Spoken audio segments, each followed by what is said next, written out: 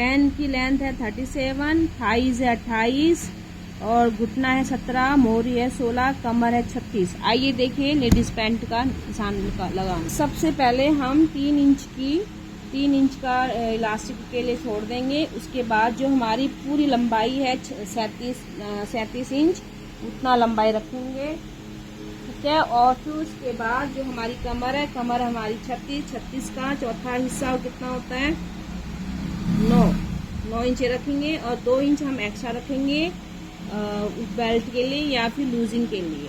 और जितना हमने यहाँ लिया है उतना ही हम यहाँ भी रखेंगे, लेकिन उससे पहले हम आसन की लंबाई लेंगे।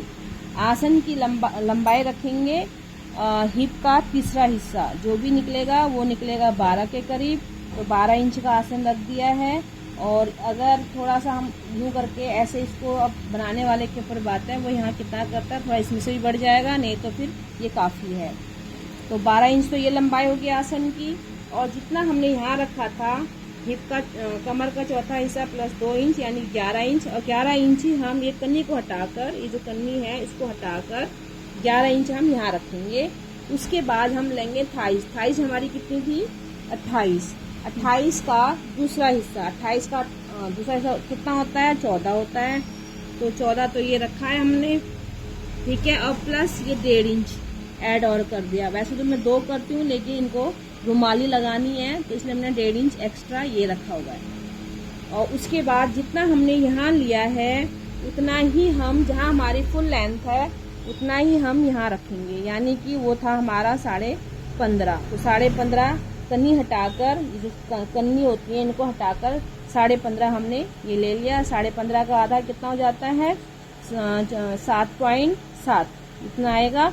और उसके बाद जितनी हमने यहाँ मोहरी रखनी है, इनकी मोहरी है 16 का हम 2 हिस्सों में बांट देंगे, तो वो होगा आपका 8 का आधा, फिर हम इसको भी आधा करेंगे तो होगा आपका 4। तो 4 यहाँ से, जहाँ पे हमने 15 का आधा किया था वहाँ से हम 4 इंच यहाँ लेंगे और 4 इंच यहाँ लेंगे। उसके बाद अगर जिनको अच्छी फिटिंग चाहिए, अगर घुटने का नाप लेना है तो घुटने का भी नाप ले सकते हैं। और घुटने के नाप में प्लस 2 इंच ऐड करना है। जैसे कि इनका घुटना था 17 में हम 2 इंच ऐड कर देंगे तो होएगा 19, ठीक है। 19 का आधा करेंगे तो हमारा बैठेगा 19 का आधा 4.5.7, 9 इंच बैठेगा, 9.5 बैठेगा, 9.5 का आधा 4.5 आएगा। तो 4.5 यहाँ ले लिया और 4.5 हमने यहाँ ले लिया। लेकिन आजकल जो है थोड़ा खुली सलवार पैंट मांगते हैं, तो उसके लिए ज़रूरी नहीं है कि आप इसका नाप लो, आपकी जो ये मोहरी होएगी उसी से ही बहुत कुछ हो जाएगा।